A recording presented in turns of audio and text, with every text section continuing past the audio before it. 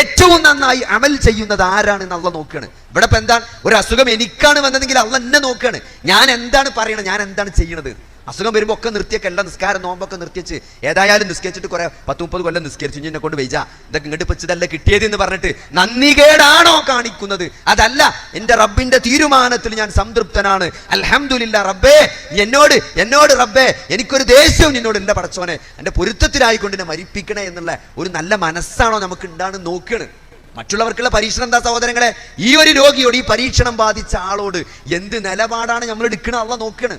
അതിനു വേണ്ടിയാണ് ഇതൊക്കെ സൃഷ്ടിച്ചത്. ഇവിടെ പാവങ്ങളെയും പൈസക്കാരെയും രോഗികളെയും രോഗമില്ലാത്തവരെയും ഒക്കെ ഇതൊന്നും ആരുടെയും കർമ്മങ്ങളുടെ മഹത്വം കൊണ്ടോ, ചില ആളുകൾ കുടുംബപരമായി നല്ലതായതുകൊണ്ടോ, ചില ആളുകൾ കുറച്ച് നല്ല കർമ്മങ്ങൾ ചെയ്തതുകൊണ്ടോ എന്നും അല്ലതൊന്നും നടക്കുന്നത്. ഇതൊക്കെ അള്ളാഹുവിന്റെ കലാകദറാണ്, അള്ളാഹുവിന്റെ പരീക്ഷണമാണ്. അപ്പൊ അതുകൊണ്ട് അതൊരു തിരിച്ചറിവുണ്ട്. ഈ ജീവിതത്തിന്റെ ലക്ഷ്യം എന്താണ്, ഞാൻ എങ്ങോട്ടാണ് പോണത്, ആ തിരിച്ചറിവിലേക്ക് വരുമ്പം അപ്പൊ അള്ളയും റസൂലാണ് എനിക്ക് ഏറ്റവും വലുത്.